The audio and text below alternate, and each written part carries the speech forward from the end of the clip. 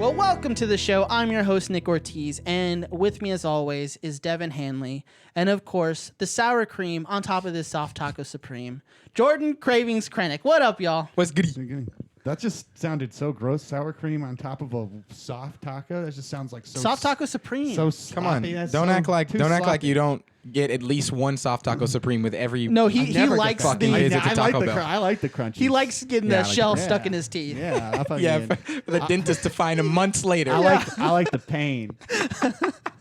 Well, thank you for joining us on our second part of our two-part series on iconic Taco Bell commercials from the 90s, the 2000s, and on. So we're going to touch on the 90s. We're obviously going to touch on the 2000s. And then we're just going to really dig into the 2010, like that era, and, of course, talk about quarantine commercials. And 2010 when Taco Bell went big budget. That's what it seems like. It's Yeah. like Taco Bell. The game changed. Oh, yeah. They spent like decades trying to figure out how to make a commercial not that racist. that wasn't either racist or just like really fucking weird. Yeah, they And- couldn't figure that out for years. Forever. At least 2-3 decades. God. and it took them 40. Like I guess we'll get into this too, but it took them 40 years to come up with Belluminati. Like, come on. I mean, that's a funny pun, but like it's not that hard. Live from the Cheesy Gordita Bunch newsroom in Austin, Texas, this is Talk O' the Town with your hosts, Jordan, Nick, and Devin. Welcome to Talk of the Town. I'm your host, Nick Ortiz, and of course, we are with the Cheesy Gordita Bunch. So Taco Bell and the X Series. Taco Bell made an announcement this past week that they're going to be partnering up with Microsoft. So the console wars are coming, and Taco Bell is joining the fight. And so what they did is they basically just partnered up with Microsoft to announce that they're going to be giving away an X Series. And I don't know if you guys are familiar with the new generation of consoles, but the X Series is going to be like the 5th generation of Xbox. So in order to win, you're going to have to buy either a medium or large drink on or before September 24th. And I think we're actually going to be, the episode will be out by then. So whoever the lucky guy or gal is, congrats. Taco Bell's chief global brand officer, Nikki Lawson, stated, quote, "For 4 years, Taco Bell and Xbox have continued to break the mold and create an experience consumers crave. Our goal has always been to meet our fans where they are culturally, and for the gaming and the gaming world is no exception. With digital gaming and entertainment serving as our connector for so many people these days, we're excited to be the first to offer consumers the ultimate gaming console before the launch nationwide." So the X Series is actually going to be launching in I believe it's November, just in time for the Christmas season. So obviously they're going to have to announce a winner before then, right? Yeah.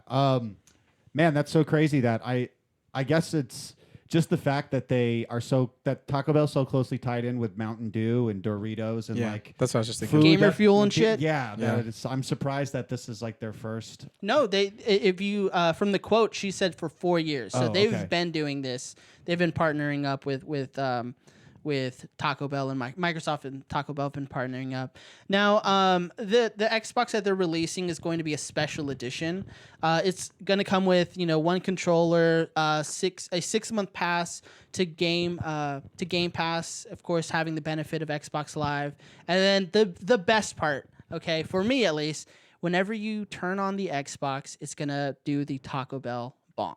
That's Bro, that is fucking rad. I rad. thought you were gonna say like anytime I turned it on, like a drone drops a chalupa on my in front of my house. It's about the same experience. Yeah, essentially. Yeah, that's fucking so cool, bro. Like, how many are there? There's only What, Xboxes? Yeah, how many winners are there? Oh, from what I saw, they're only releasing. It's going to be one. Yeah, that's what that's what I'm getting, right? So like, bro, that's one of a kind, right? Literally one of a kind. Literally one of a kind. You turn that bad boy on, and it's like a dong. Yeah, that's Yeah, just that's so cool. Your life just changes from that point on. You just got like 10 girls over at your place, and you're like, hey, listen to this. Bong, yeah.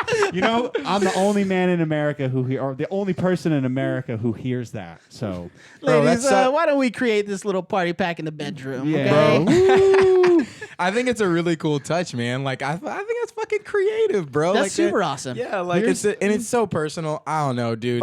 It's rad. But come on, only one Taco Bell. I mean, you're gonna give fair away enough. only one? I mean, Taco Bell offers so much, okay, and this partnership alone is something that we didn't need. You know what I mean? I guess what I'm saying is beggars can't be choosers. But I just feel like it takes the fun out of it, knowing like, oh, only one person's gonna win. Like I might as well buy a fucking Powerball ticket, you know? And True. yeah, I could buy a Powerball ticket and have the same chances. Well, if that makes you mad, you should hear about It makes me furious. the jalapeno noir that Taco Bell is releasing in Canada. It's a wine. Ooh, Yeah, I did. I was jalapeno reading. wine. I was reading It's about jalapeno noir. A jalapeno wine. that. Yeah, I can get behind that. There's wine. What? There's spicy wines. I'm fucking not with that. Yeah, Get no, out I'm of not- I'm here. not with yeah, it that either. sounds terrible. I used to do a podcast. Why don't you just grab your spicy tostada and some fucking potatoes and some sour cream and wash it down. wash with it down with a jalapeno Hey, listen. It's wine. it's a Pinot Noir, Fucking say it. which is like the Noir. nicest. Yeah, Pinot Noir, which is like the nicest wine though. So they did good in that regard. But They it's Taco Bell. Yeah. Yeah, they're like, how can we make this wine? How can we make this wine more Taco Bell? Let's fucking put some jalapenos. That's what's in it. I don't know, dude. we take the finest Concord grapes and we crush them by feet in some of the oldest vineyards in California. And then, of course, we got to add a 3-cheese blend on top. Then we take it. Then we take it and we throw in peppers, hot, blazing hot peppers. So, did you see the thing that I sent you That's about crazy. the Red Lobsters? with Yeah, the- Mountain Dew with some martini. margarita? Yeah, do margaritas. no, margarita. A Margarita. Dugarita. Huh. I don't know. I mean, I go there for the drinks, never for the food. Red Lobster's disgusting. Red Hold on, Lobster hold is on. not Are you disgusting. fucking kidding Yeah. me? Red Lobster. Well- Have you had their biscuits? Just go for the biscuits. No, I mean, I've alone. had no, the- no. I've had the- He's from Connecticut, so he's like, oh, the lobster on Block Island is way better than. You took the words right out of my mouth. All right. Much better. Go to Cape Cod. Yeah, we okay? gotta go to the Bahaba. Yeah. I'll stand by that. All my East Coast people, you know, You know, Red Lobster's the plug, okay? this show is brought to you by Red Lobster. So that's Talk of the Town. Thanks for coming. Back to our regular show. Hope you win. Yeah, hope you win. That one of you out there, that one lucky winner. So, the 90s.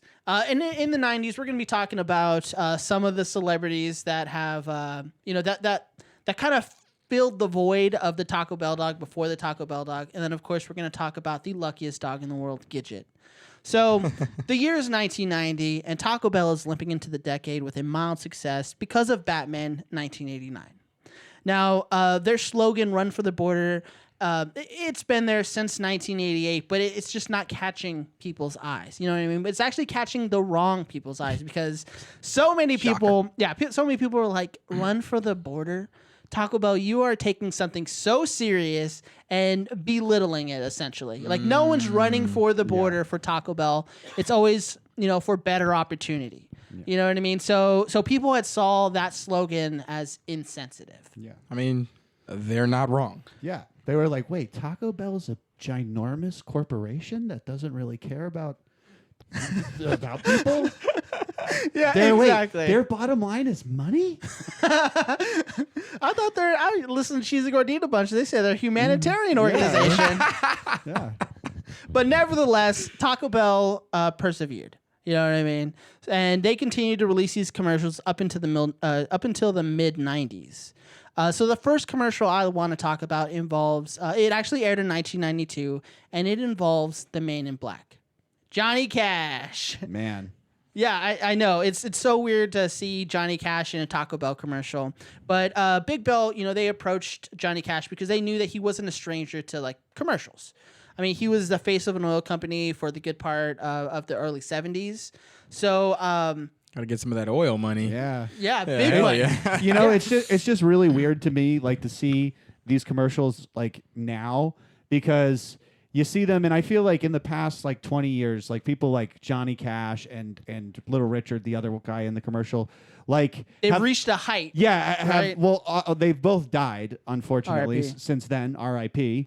But like they were really cemented their legacy, I think, in the past 2 decades. So it's really weird to see them like shilling. Well, I mean, honestly, for tacos. I think what really sealed the deal was Taco Bell.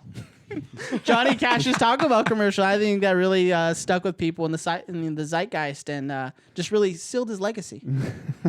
When people think about Johnny Cash, their favorite song is the Taco Bell jingle. Yeah. It goes Taco Bell jingle, Ring of Fire, And honestly, that was probably my favorite part of Walk the Line. Was when he plays Is the when Taco Joaquin Bell Phoenix jingle? is in the Taco Bell commercials. Yeah. Yeah, that's definitely my favorite part of Walk the Line. Now, Isn't that like 2/3 of the movie?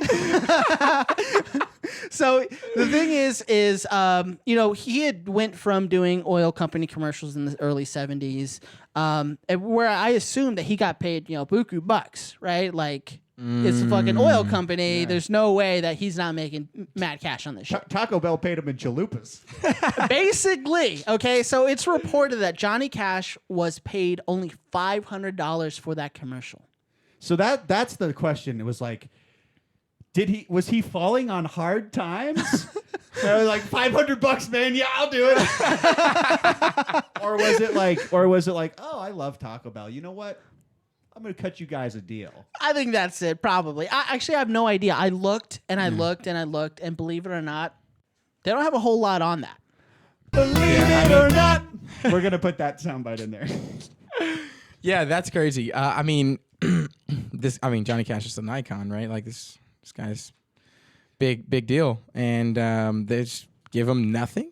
Well, like, it's fucking crazy. $500, dude. That's nothing. I mean, I do a Taco Bell commercial for $500. Yeah, same here. I do it for 20. EJ did. Yeah. Hey, shout out to my drunk podcast for something, I don't know. But so, and what's crazy is he was only paid $500, and rumored that he actually wrote the song that he plays. Wow. Really? I mean, I would. Master production there.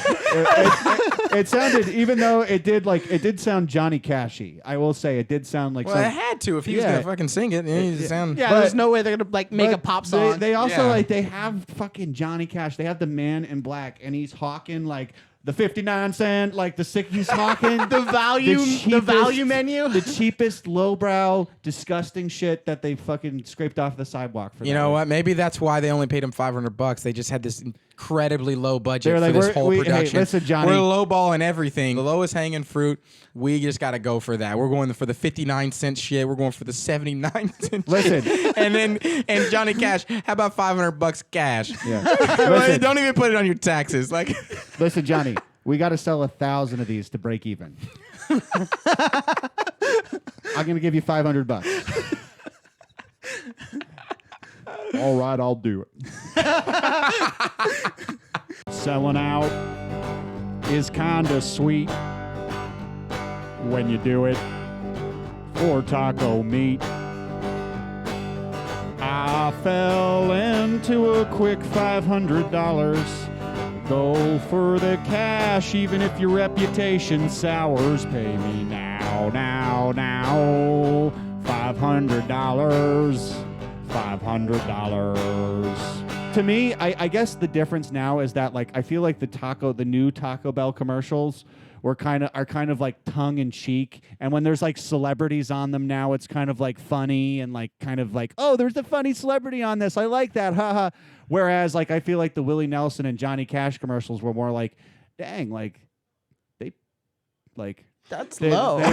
Yeah, like Johnny Cash doesn't have enough money to not do a Taco Bell That's commercial? how I feel about like That's how Robert I De feel about Niro. it. Whenever you see Robert De Niro doing like Bad Grandpa or Going to War with Grandpa, Fair enough. you know yeah. what I mean? I'm like, feel it. Robert De Niro, what are you doing? You're a taxi driver. Why are you doing this really bad movie? Yeah, no, absolutely. Just want to spray him with a water bottle and tell him no. and it's just whatever. And like especially with Willie Nelson, it's like Willie, like what can we do to help you? Like what? Like you know? let's hold on. Let's Okay, hold on to yeah, Willie yeah. Nelson, Well, okay? Because yeah, our yeah. next commercial stars the innovator, the originator, and the architect of rock and roll, Little Richard. Those are all of his nicknames. I don't know if you guys know. yeah, that. Nice. fucking Yeah. genius. Now, Yeah, I mean, yeah, big deal. so I've searched high and low for the reason, like he did those commercials, and the only thing that I can chalk it up to is opportunity. You know what I mean? The grand opportunity Yeah. of a Taco Bell. Your name is in the lights. Gleaming. I'm pretty sure. during the break between the first and second quarter of the Browns getting their ass kicked. You know what I mean? Like it's just the fucking the glory of a Taco Fucking Bell run. opportunity. I think his mindset was, how can I disturb as many people as possible? Yes. Because he- I found that commercial to be straight up disturbing. No, absolutely. So, so he was on his comeback. He wanted to bring himself back out there. So, people didn't think that he was dead because honestly, I thought Little Richard had died like in the mid 2000s. So it makes sense. Oh shit.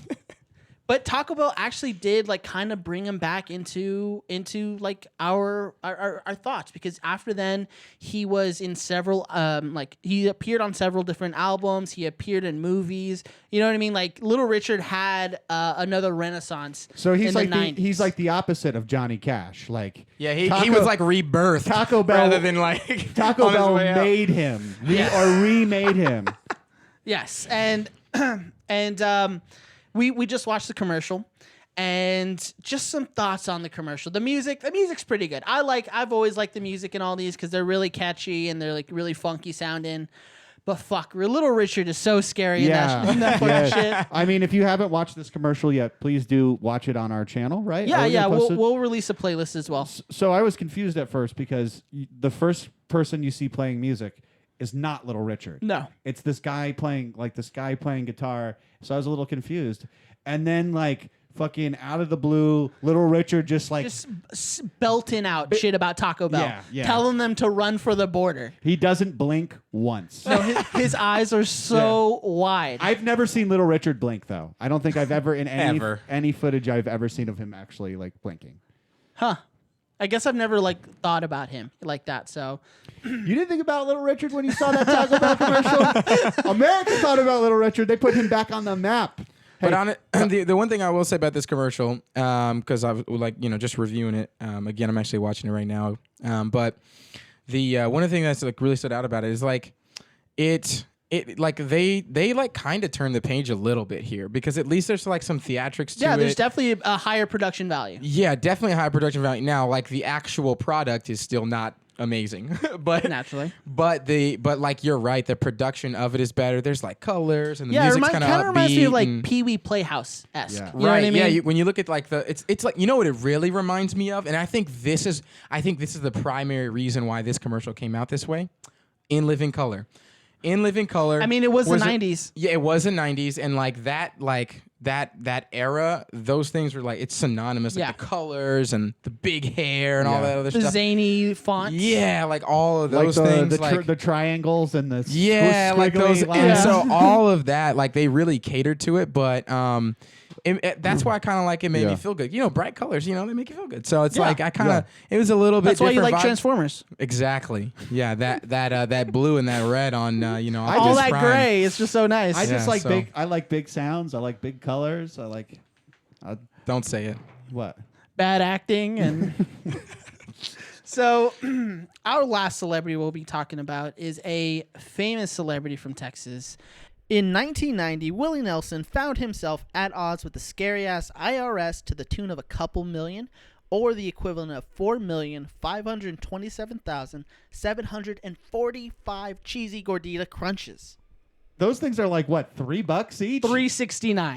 Yeah. Yes. Ooh, one of the more premier top shelf items Yes. at Taco Bell there. Come on, Willie.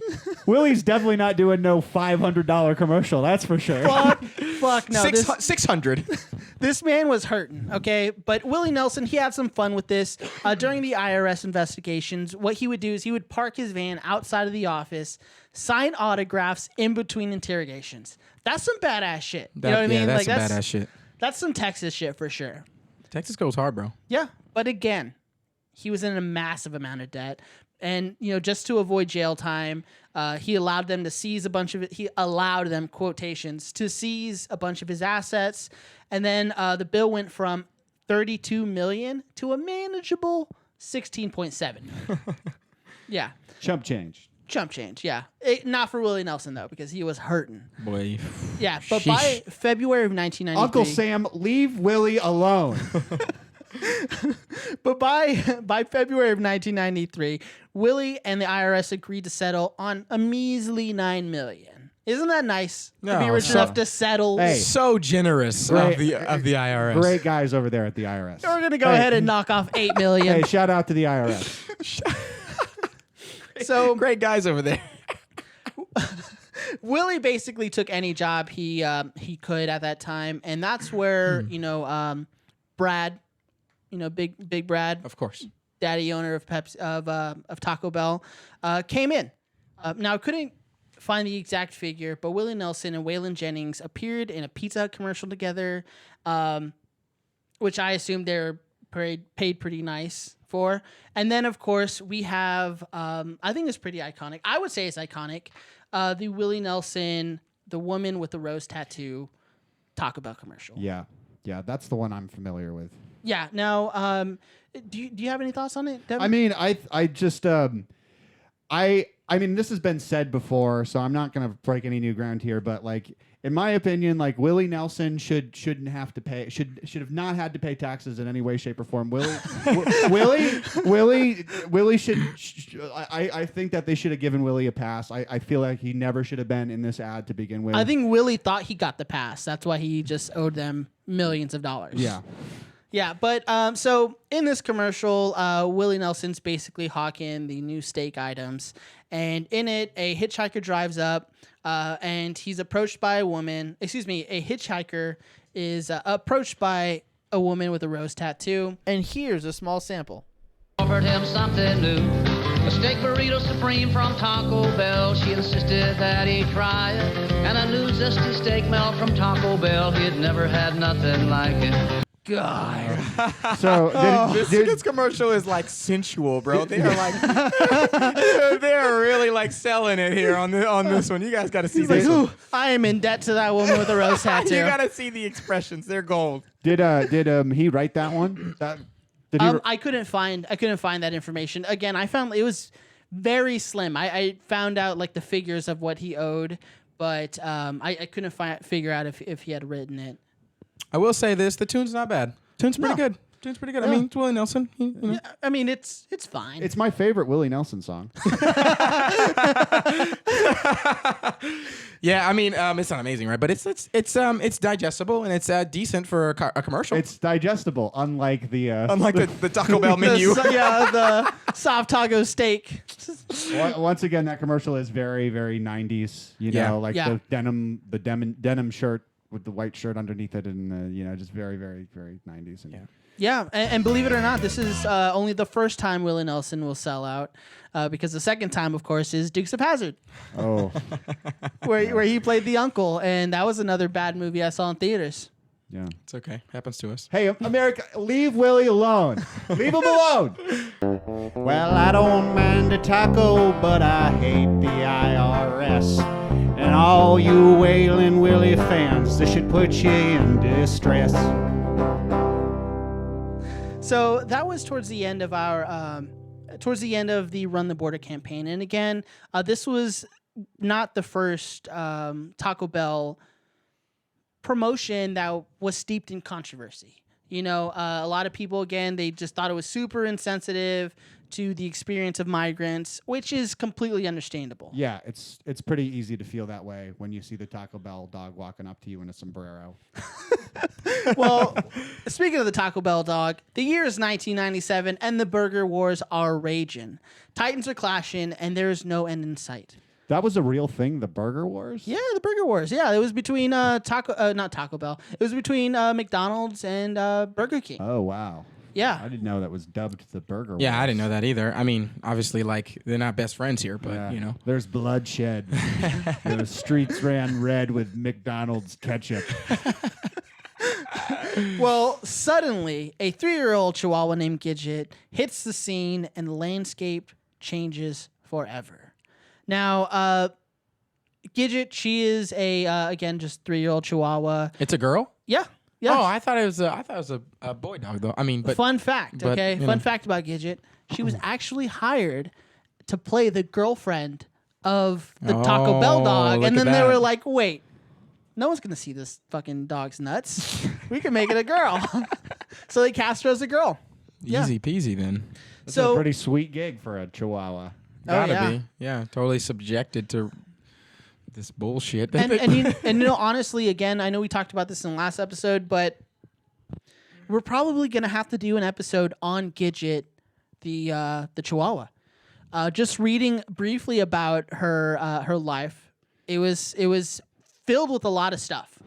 You know what I mean? I feel like it's just going to make me mad that, like, the Chihuahua then went home in its private limo and went upstairs and had a 4-course meal of filet mignon. And jealous because I fucking was dog. like, that fucking dog. Well, Gidget, the Taco Bell dog was voiced by the incomparable Carlos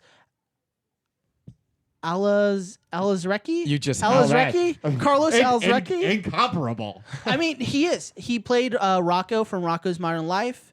He was in. I don't know if you guys watched Fairly Odd Parents, but he was the teacher Crocker. He was in Reno 911. Those He are some good plays- voices, though. Yeah, he Okay. plays James Okay. Garcia in Reno 911. Extremely recognizable. Oh, okay. Okay, I know exactly who you're talking about.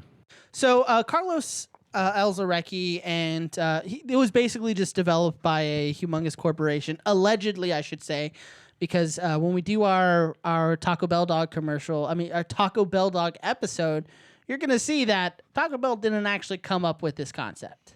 It was created by 2 dudes in Michigan. Yeah. Michigan. I know, fuck s- Michigan. The Sunshine State. Like what? Ooh, yeah, Michigan. But when coming up with a voice, Carlos would try all different types of voices, everything from something like a really stereotypical, Mexican accent, Which is what they went with. no, actually, Because that shit sounds crazy racist. yeah. I mean, it definitely does. To like a Cheech and Chong like accent, and then he even like tried to do like a telenovela. Yeah, telenovela, Telemundo. Yeah, he tried to do one of those like deep Mexican voices until one day he went out to lunch and there was a Taco Bell like right next to his like casting spot. He went there, he was chowing down on some Taco Bell and he started like practicing the voice as he was eating, like just developing it. And what he did is he placed a little bit of Ren from Ren and Stimpy, a little bit of Peter Lorre from, Young Frankenstein, Right. and just combined the voices to come up with the iconic voice of the Taco Bell dog. That's super cool. That's cool. That's creative. One thing that's that's- like I just want to say, like, look at Taco Bell once again. That's changing the world, inspiring folks to make the world a better place. That is an example of immersing yourself in your art. Just I'm only going to be able to think of this if I'm like eating Taco Bell. Yeah, or- From a dog bowl with the collar on Maybe that's how we need to do. Maybe that's how we need to do the show. in a Taco Bell. No, he means eat taco. Taco Bell while we do our show and just be like fucking. Oh, I thought you were gonna say like have to like shit outside like a dog and. No. Yeah, you can still do that could if you still- want. Yeah. You could still do that. So the Taco Bell dog was extremely popular. I don't know how long do you guys think it lasted?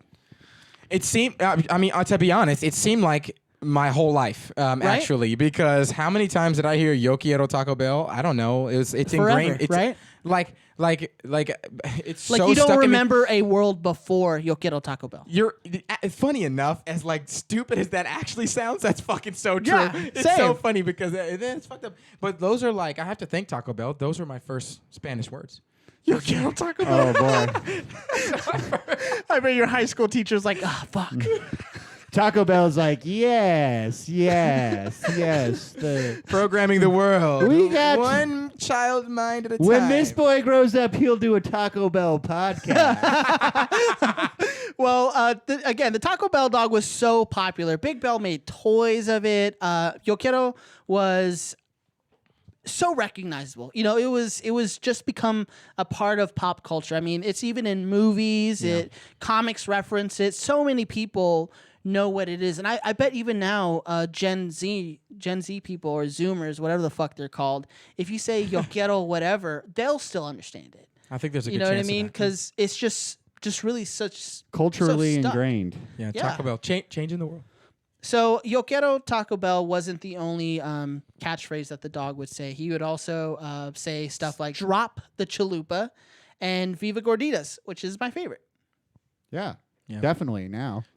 Seems like it was definitely mostly Yo Quiero Taco Bell though. Just Oh yeah, But yeah. I mean, in the Viva Gordita commercials, he was basically dressed up as Che Guevara. You know, he was a little dog with a beret on, speaking in front of like a mass of people, and all he said was "Viva Gorditas." So long story short, this dog was like, It's so cringy. every time.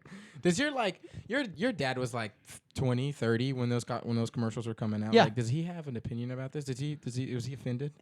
Fuck no. My dad didn't think about that shit at all. I don't You know what I mean? You Like, know? well, I mean, my dad's different. You My know, dad's he grew up white, in Texas. you know, so he's like, no idea. He has no idea that Yeah. it was even possibly like. No, my dad would see a Taco Bell commercial, be like, "Oh, we're gonna get Taco Bell tonight." You know what I mean? Yeah. And Devon's, they didn't even have a TV. Yeah, that's yeah, true. Yeah. it was a treat to see a Taco Bell commercial. The visual dessert there. So essentially, where we are right now, this dog is fucking like is world famous. Yeah, I mean, essentially Yes. like that. As far as I can't think of Almost more iconic than the Geico Gecko. yeah, I mean, I can't think of a. I'm trying to think of another time of another Chihuahua, like other than Ren from Ren and Stimpy. Like What other? about Beverly Hills Chihuahua? Who gives a fuck about that Chihuahua? Yeah. She was actually in Beverly Hills Chihuahua. Gidget Oh. was. Yes. Oh, no shit. so And she she was also fucking Legally fucking Blonde. born with a silver spoon in her mouth. Essentially, yes. She was also in Legally Blonde too. Oh. Yeah. A timeless classic. Timeless. How does Timeless. how does a dog just break into the entertainment industry? Like how does it? Like, It's their owner. It's. I mean, It's obviously. well, I mean, I don't know. I think more than anything, I think it's just like these like happenstance of opportunity. When you look Devin's at like, how do I become a It's dog? like- it's like fucking Cersei. You'll never be famous. Cersei is Devin's dog for the record. And she will definitely never be famous. yeah. Now, in our last Rub it episode, in. we talked about. Did you say I love you? I said rub it in. Oh. So, in our last episode, we talked about one of the most iconic crossovers, probably the most ambitious before, Avengers, any of the Avengers. This is the most ambitious crossover, the Taco Bell dog and the Godzilla. But of course, this pooch, she was also steeped in some controversy, because they had an actor who had Argentinian origins, essentially just doing a stereotypical Mexican accent. And there were a bunch of organizations that had humongous problems. And again, it also goes back to the Che Guevara Taco Bell, Viva Gordita commercial as well. So again, Taco Bell's insensitivity is just super upfront.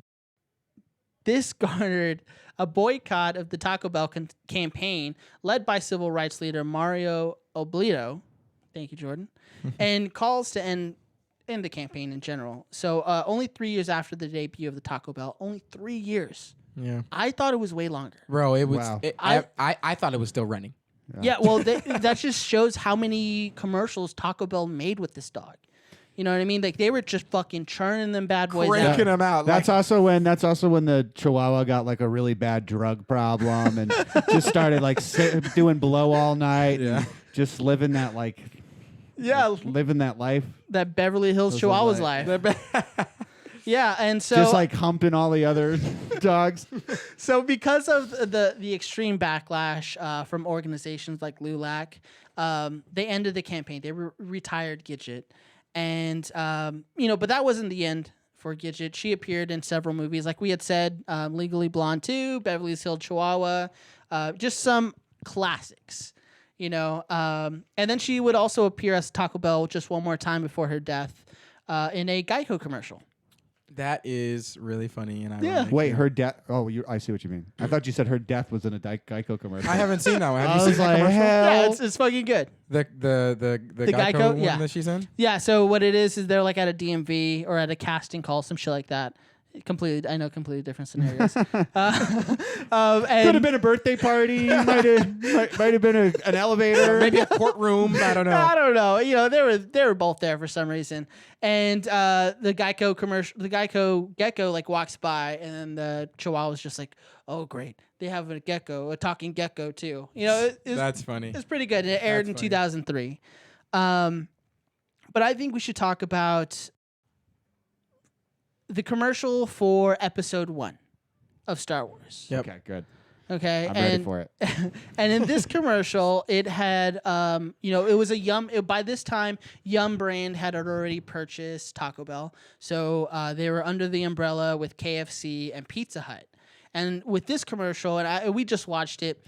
They're on the battlefield of What's that? What is it called? Is it Tatooine? No, it is not. It's Naboo. Naboo. It's Naboo. Naboo. It's in the Yeah, battlefield yeah, of Naboo. Wow, that's Thank you. props to you for remembering that shit. I don't know. Yeah, and it's for the release of the 1999 amazing film. I know it's probably Devin's favorite, The Phantom Favorite Menace. movie of all time. Favorite movie of all time. And I know we talked about this earlier. People say that it's hot trash. It is. I disagree because there's some aspects of it that are absolutely amazing. Again, world building, lore, blah, blah, blah. But, and of course, again, like I said, Ewan McGregor's Obi-Wan's is amazing. Yeah. And so is what's his name who played Qui-Gon Jinn?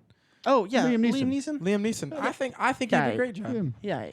I think it was good. He's all right. So, the first thing, are we going to talk about the commercial? Yeah, so Okay. in this commercial, the Colonel from KFC, the Taco Bell dog, and some random sexy-ass Pizza Hut lady dressed as Han Solo are just walking through this field in Naboo, and they're confronted by the Separatist droid army. So, she was supposed to be dressed up as Han Solo? Yeah. Oh, Yeah, I didn't yeah. even catch that. Are you thought, sure? I was Yeah. I thought that's what I was going to say. I thought she was like, just like one of a I thought she was general just it was fighter. it's You know, like, from- Colonel Sanders and the infamous Taco Bell dog and Julie, who works at Pizza Hut. I thought it was more or less like one of the Yeah, see? Boom. Han Solo got the little blaster and Earth thing. No, I thought it was more or less just like they had just infantry. That Yeah. was like Princess. What's her name? Princess Leia? No. Amidala. Amidala. Princess Amidala. Okay. I thought it was just like one of her fighters or one of her infantry people. Nope. Because Pizza Hut lady. Yeah. Well, no, I mean, Slinging pizza. I knew she represented the Pizza Hut, but I didn't think I'm saying I thought it was that role over Han Solo. Is what I'm saying. Oh, yeah. No. It's a Han Solo parody. Got you. She has a little hip holster and. Why would they shot put first. Han Solo in a fucking episode 1? Why would they make an that doesn't episode even 1? make sense. So they could introduce Jar Jar Binks to the world. All right, Devin, please tell us about Jar Jar Binks. Tell us what you think about Jar Jar Binks. Do your best impression. Do the one you were doing earlier. So the Jar Jar Binks. Well, first of all, what I remember, I don't know if we're ever going to talk about it, but we talked about it last week. The Phantom Menace was the big cup era. That was when I was when they also had a series of promotional cups Yeah. that had all of the Star Wars characters. They had a And- R2D2, yeah. Darth Maul, a Anakin Skywalker. They had some droids. Yeah, they were. And Big cup era. nobody wanted Jar Jar Binks. nobody got Jar Jar Binks. You could get anybody. You could get all the main characters. You could get Anakin. You could get the weird blue guy who sells the pod racing. You mean Watu? Watu? Is that Out his of here. name? You remember his name? Yeah, Is that his I name? still watch Star Wars. I watch mean, Rebels and Clone Wars and shit. I so. watch that shit. I'm just saying that. So you could get Boss Nass. You could get all of like the all the cool characters. Nobody wanted to have a Jar Jar. I bet you. Except for me. That's when part Devin's leaving. I was like, except for me. I'm a big Jar Jar Binks guy. Well, I also read this thing that I thought was really sad is that like the guy who voiced Jar Jar Binks had a real hard time. had an incredibly hard time because he was like he put himself into the role and then everybody shit all over him. No, those are big facts. Yeah. Are you serious? Yeah, like last year he Are came you out with an interview saying that he was like suicidal after because he fucking put everything into this role and everybody was poor like, fucking fuck dude. Jar Jar Binks. Oh, dude, that's let me just say something, dude. All right, listen, I know everybody fucking hates Jar Jar Binks, okay? But we I appreciate fucking- you. I get it, all right? I mean, well, I don't fully get it. The reason I say that is because when I watched that movie, I was 6 years old, okay? I was 6 years old. So I don't mean, Devin, you were already in your 20s. At least. And then Nick, you were like 7 or 8. Yeah. Right? So like it wasn't like we were just like fucking like we could just critique movies like we could now and appreciate them now, but I'm not saying his role wasn't shit. All I'm saying is It was just harder to see that it was shit because Jordan, we were young. all I'm saying is Jordan, when I was I still got my Jar Jar Binks poster and it's staying up. when I was a kid, dude, I fucking had Jar Jar Binks and as like a little action figures. I had fucking Obi-Wan and Qui-Gon Jinn and Darth Maul. I had all that shit with their guns and He's we like, had I got my ears in the car. fucking androids and stuff. I mean, I had all as much as I could possibly get as a 6, 7, 8-year-old boy, dude. Like, you know, the movie was awesome, right? And my dad really loved Star Wars, so going to see that and like it being our first experience together, that shit was cool. So that was like, as a 6-year-old kid, I didn't fucking think Jar Jar Binks was terrible. Okay, I mean, don't get me wrong, he definitely he sticks out. He's a sore thumb. You think so? But nonetheless, I don't know. It was kind of fun to have like that kind of character in there as a little kid. And I think a lot of people would agree with me on that shit. No, I think you're wrong. That's why he almost killed himself. Because people did not agree with you. No, because at the time though, we're talking. It's not like little Jason from Phoenix, Arizona, who saw the movie with his dad, who was 9 years old, was like, "Fuck Jar Jar Binks." It's like not. That's not what he was thinking when he walked out the theater. He was like, "That was the greatest thing I've ever fucking seen." He cut that dude in half, like. You know what I mean? Spoilers. Come on. Hey, Spoilers. some of our audience might want to see the Phantom Menace tonight after the show. Get you a Baja Blast, curl yeah. up on the couch and watch Phantom Menace. You know what I was just thinking about, which was crazy, is that Star Wars movie, and I think it was really only the first one that was really kind of like pre-internet. So like the only way that people got really hyped about that movie was through like campaigns like this. They were coming up with the new Star Wars and it was going to have a young Obi-Wan. And there was like buzz all over the internet about who the new Obi-Wan is going to be. So I don't know. I think it was definitely it was like in the beginning. The future hadn't arrived yet. Yeah, you still had to like have an AOL disc to put in. Yeah. Little floppy disk there. Yeah. And net zero subscription. You couldn't talk on the phone while you're browsing the internet.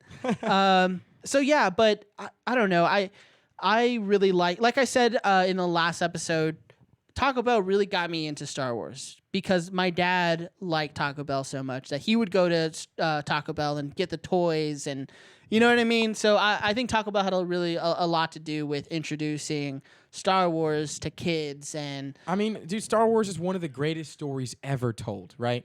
So it's no Transformers.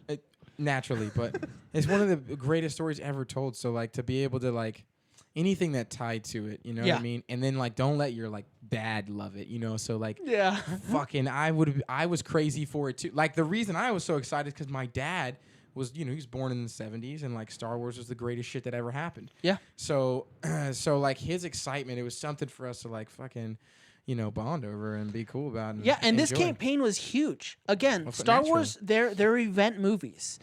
So when people saw that Taco Bell was hawking Star Wars merch, fucking people were in droves at Taco Bell. Like you can go on eBay right now and find packs. Find a Jar Binks cup for 50 cents. No, for real, it's so crazy. You actually can. You know what I mean? You can find these cups online still in like mint condition because people saw the collectibles that they were. You know, so I mean, it was just kind of a, it was amazing.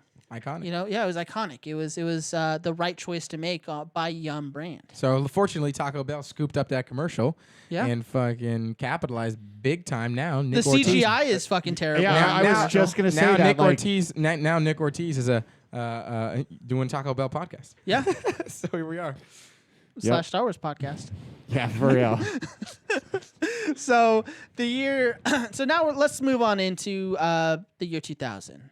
Now, the year 2000 was the last time they ever used the Taco Bell dog. So not only was it the end of the 1900s, it was also the end of the era of the Taco Bell dog. Rightfully so. Yeah, and again, it just blows my mind that the Taco Bell dog didn't last longer than 3 years. That's like the Beatles. You know what I mean? Like, you think the Beatles lasted a really long time? It only lasted like 10 years. Yeah. Wow. You know what I mean? So Big Bell wanted to start new with clear conscience and a controversy-free marketing promotion. And in March of 2001, Big Bell announced that they'd be having a promotion coinciding with the re-entry of the Mir space station, which is a Russian space station. Now, what this promotion was... Uh-oh. Yeah, I know. Yeah, what are we doing here? Uh-oh. Getting... Collusion. You think? Great way to avoid controversy. Let's just partner with the Russians. So They seem like trustworthy people.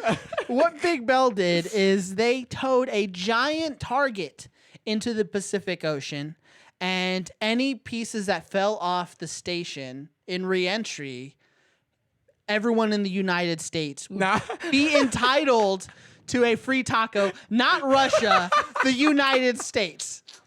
How fucking awesome is that? That is, Wow. yeah, that's sweet. That's sweet. That's pretty awesome. That's sweet. Yeah. But this isn't the first time they'll do this because, as we'll see, they do that in the World Series where they put a little target out there, and if a ball hits it, then everyone gets like a free Doritos Locos or some type of free taco. But this was really their first time doing it, and I think it's pretty badass that they did. So Russia's trying to infiltrate I- our dietary systems here. I think that's what it really is going on here. It's pretty badass, but it didn't happen. Like it didn't. No one got it. No, it didn't. No pieces touched the target. I think that's why Taco Bell does. Do we know it. how big? yeah, Do we know how that's- big the target was? I don't. It was giant. It's like the size of a nickel. All right, here we go, guys. Here we Let's go. see. Let's knock those Reds down, America. Here we go. Yeah, but nobody 3, won. 2, 1. Well, that's okay. So you said it here briefly. Like, I think that Taco Bell makes challenges that are impossible. Yeah. Because how could you ever keep track of every American getting their taco? You know what I mean? They probably can't. They're probably gonna be No, like, yeah, they would just have after to. the end of this they date, just- everyone had the opportunity. You know what I mean? Like So, do like a month period. free or some shit. tacos for the entire month, essentially. basically. or they would either produce like a set number. Yeah.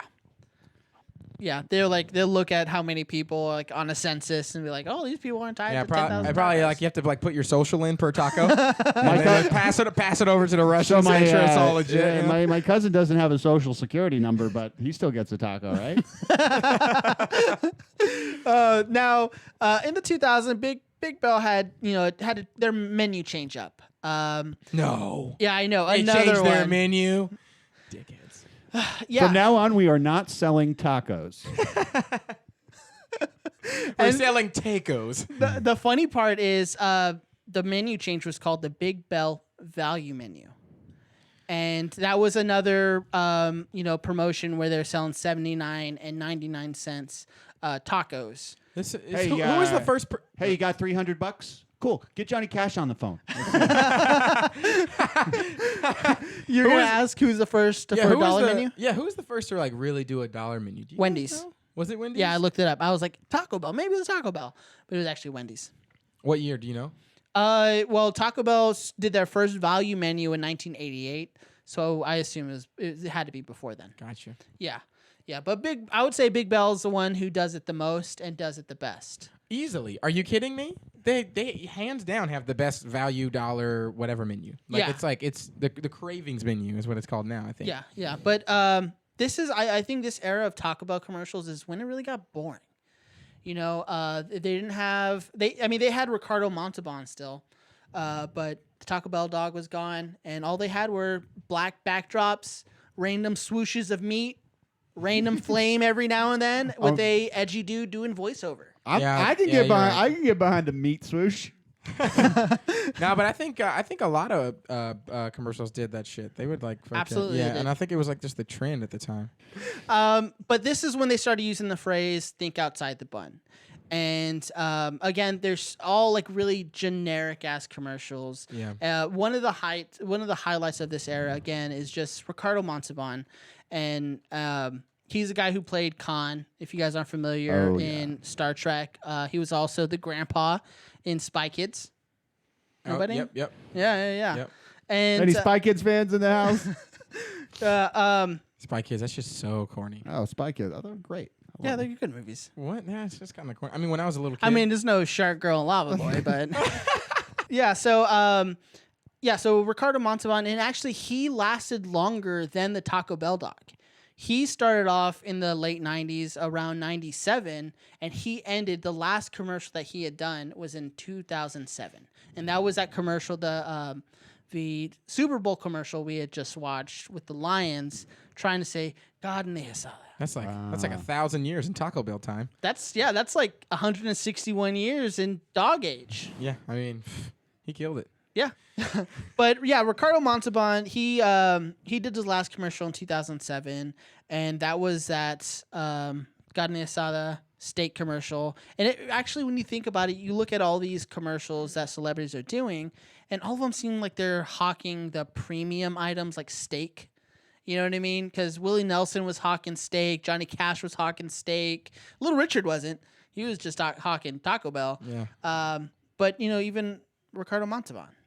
And he passed away in 2009, and honestly, that kind of like leaves a chasm. A con-sized hole.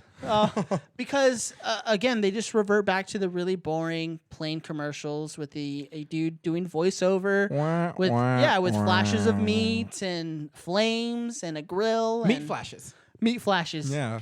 They were like, you know what? We got to bring back Gidget. We got to make. Oh, but she died in 2009 too. Son of a We bitch. got- What the hell was going on in 2009? We got to bring Gidget back from the dead. Put her in a commercial, man. That would be a controversy. That would be that maybe that's just the marketing that Taco Bell needed at that time. They were like, Was a dead dog just like- reanimated? yeah. I mean, they didn't have any Just problem fucking animating the Glenn mouth, so- Bell reading from the Yeah. Necronomicon, Yeah. trying to reanimate fucking Gidget the dog. They're like, is Taco Bell just like into satanic cantations now? As you'll see, they're into the Belluminati. We shall. Let's keep it moving. Let's keep moving. Speaking of that, March 8th, 2012, Big Bell, they're on some big shit. They just released the Doritos Locos Taco. Game changer. Absolute game changer. Absolute game changer. And a week prior, they released The DLT. the best tagline ever, Live Moss. Wow. Feels like it was only yesterday.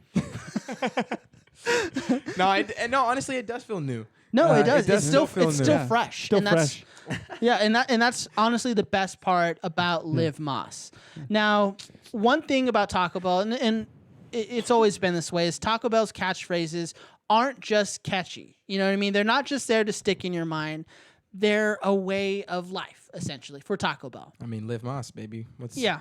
Because when Big Bell said, think outside the bun, they were innovating the value menu, creating new items. Well, when they said Live Moss, that was no different.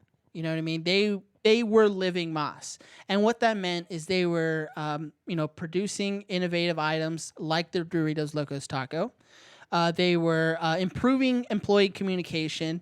They were, doing more customer engagement, sponsorship activations, and then so much more. And before the launch of the DLT, the Doritos Locos Taco. They invited brand advocates to their restaurant support center to meet the geniuses behind the DLT, and then they even got to taste them before they were released. Ooh, that pre-release flavor. Yeah, Just a private little Steve Gomez tasting section. yeah. And It's so good when you eat it with sauce.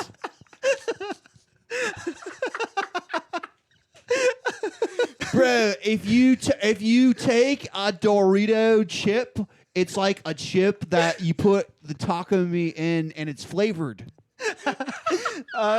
Thanks, Steve. Now, simultaneously, they invited fans to join in on the hometown tweet-off. And what that is one lucky fan would essentially win Doritos Locos Tacos for their hometown. And this would all come before they would release the Doritos Locos Taco nationwide. What if you lived in like New York City? So there's no way they would fucking. That's so fucking hilarious. But could you imagine like fucking winning that, bro? That'd be amazing. That'd be fucking amazing. You'd be the greatest hero in your town. I would tell no one and take all the Doritos Locos Tacos for myself. Taco Bell will buy an entire town a taco, but they'll give away one Xbox? Fucking what is wrong with you? No, I just think this probably still costs the same, but I think the whole city just gets it a week early. That's They're just like, the only stipulation is you have to live in a town of 400 or less. So Live Moss truly came to life when Zach Smith of North Carolina was the lucky winner. And what that meant is a nice little Taco Bell truck would roll up into his town, and they had enough DLTs to feed his family, his friends, his neighbors, and even the fucking mayor. Fucking mayor, dude. Essentially becoming a small town hero. Bro, Wow. that's fucking rad, bro. Could you imagine? We're giving you a key to the city. The mayor, fucking, I know. That's the only reason why I'd want to be a mayor. just to get a free To get taco. one free taco from Taco Bell. And all of this was before USA Today. Oh, that's big and time the Today publicity Show, right there. Yeah, featured the DLT and aired its first promotion. So in 2017, Taco Bell tried to do something a little different. And they started revolutionary. They started airing these Belluminati commercials. Oh, these are great. And they were really just promoting value menu stuff. And because that shit sells like crazy. it does. It Bro, does. when I go to Taco Bell, I'm not gonna lie, I solely focus on the cravings menu. I'm like, what do I want on the dollar menu? Oh yeah, I miss the flatbreads. Remember? Cravens, that's Craven's Critic. Woo! Now these commercials were like a mix between, I would say, like a cyberpunk aesthetic and an Eyes Wide Shut type commercial. They're fucking awesome because they really feed into the conspiracy theory type stuff. You know, they're showing dollar bills, they're showing barcodes on the dollars, they're saying 20 steps. Numerology stuff. Right? Yeah, they're like 20 items on the menu, 20 steps on the pyramid. You know what I mean? Like, what does it mean? And I don't know. I think these commercials they were innovative. I think they're hilarious. No, these are some of my favorite commercials. Period. Like these are so great. Because not only is this stuff just like it's punny, right? Because it's Bell Illuminati and that's hilarious to us and me.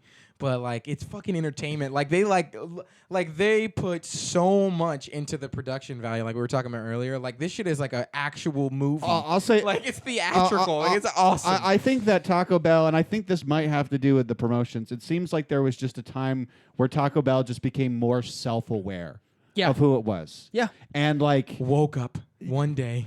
Yeah, when you watch these commercials, you really see like in the 90s, they're like, you know, it's like all happy and it's trying to be somewhere that it's not.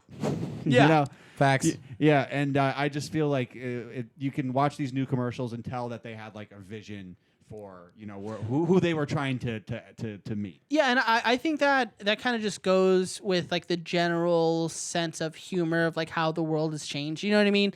Like everything is now kind of meta and self-referential. You know what I mean? And I think Taco Bell just like was in that same vein when they were making these commercials. Yeah, I think that they get it now. Like you just gotta be funny. Yes. Right? And this shit is kind of funny. Well, You know what I because mean? it's not about the product. Right. You know what I mean? It's about how they're seeing it and how it sticks with them. And Taco Bell, I think, does that the best. They and I'm did not it just so saying good. that because we do Taco Bell commercial. Yeah. I mean, Taco Bell podcast. No, because we'll definitely shit on Taco Bell. Absolutely. 100%.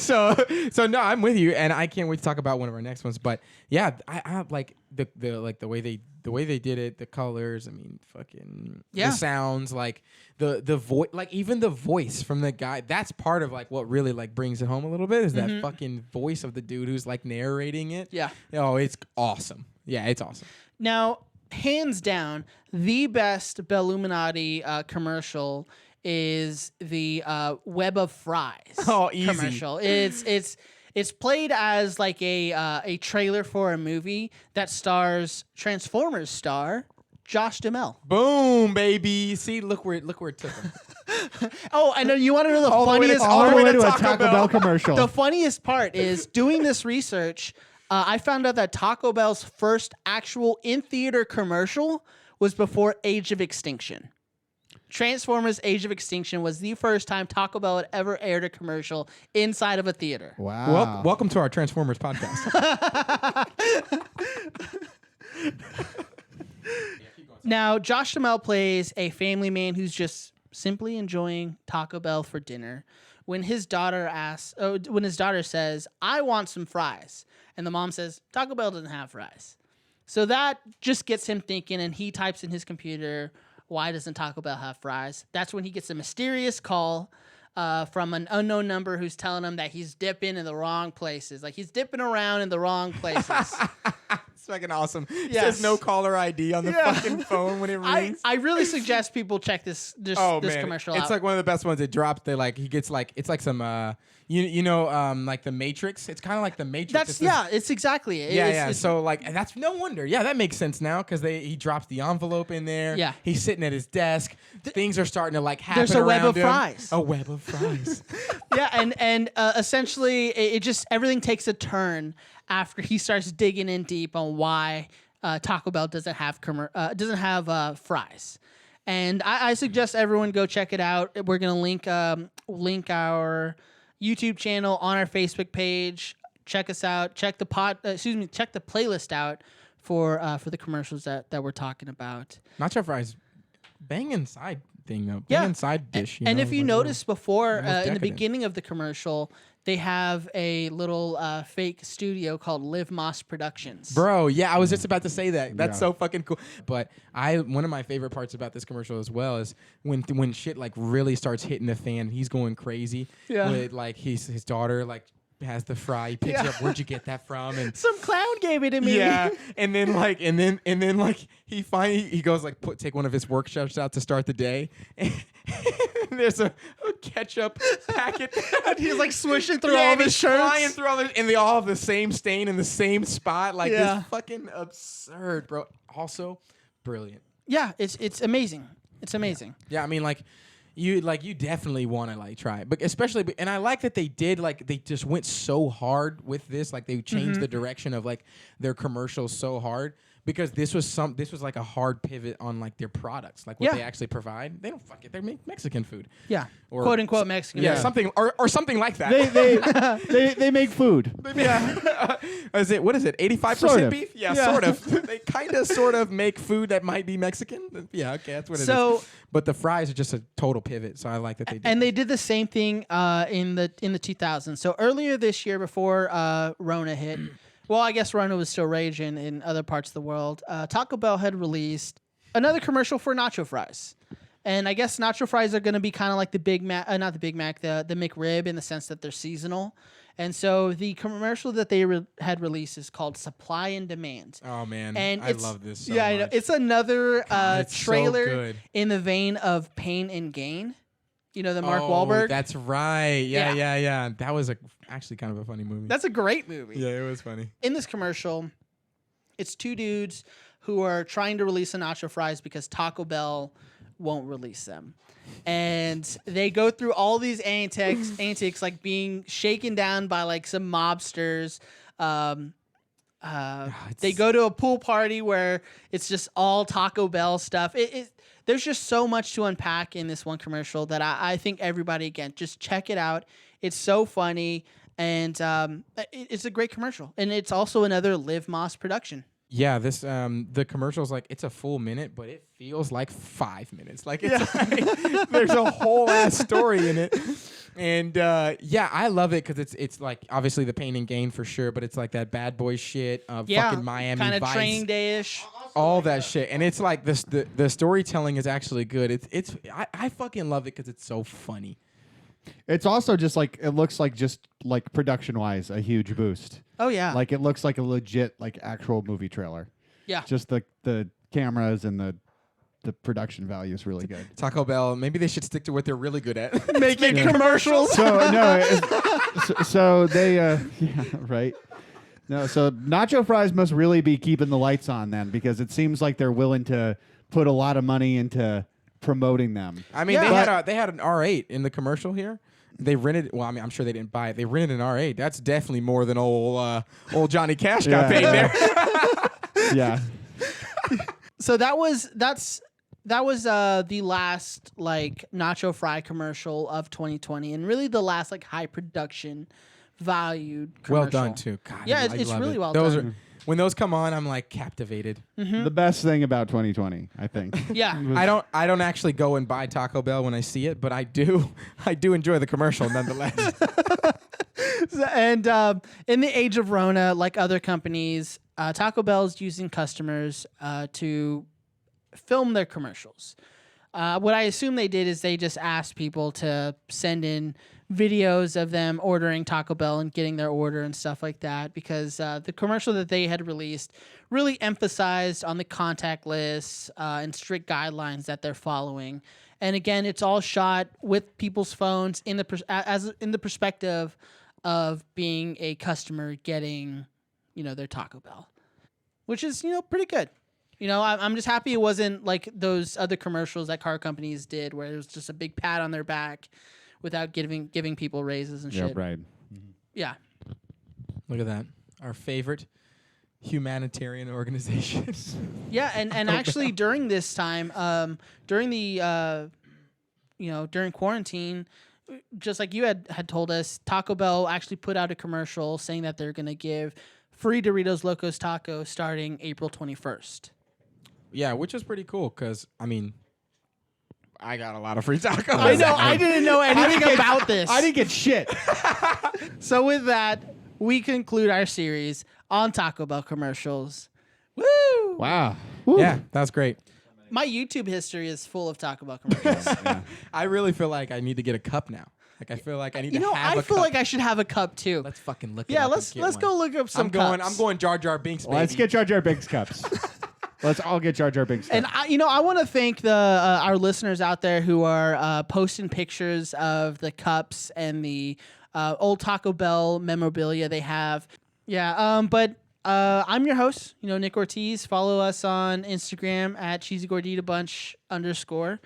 Follow us on Facebook at Cheesy Gordita Bunch, and then Devin. Cool. Yeah, follow us, Cheesy Gordita Bunch. Follow me, Devin B. Hanley on Instagram. Devin and, P. Hanley. Yeah, cool. Thanks, Bell Nation. What's your tag again? Devin P. Hanley. There you Gotcha. All right. And yeah, thanks for listening. We appreciate you. This is Jordan. Follow your boy on Instagram at your boy 112. YA. Make it super easy. 112. Hit us up, but please, guys, keep engaging with us. We love you. We appreciate you. Give us some feedback on some episodes. Yeah, it's a blast. We actually do listen to the y'all's comments. We actually read through that stuff. Yeah. So without further ado, we'll see you in a couple weeks. Yeah. Hey, Mark. Hey, Jane. Holla.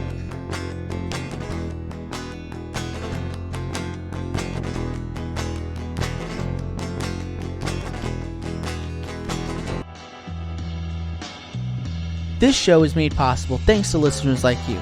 For more great Cheesy Gordita Bunch content, follow us on social media. And if you'd like to support the show and hear exclusive bonus content, subscribe to our Patreon at patreon.com/Cheesy Gordita Bunch.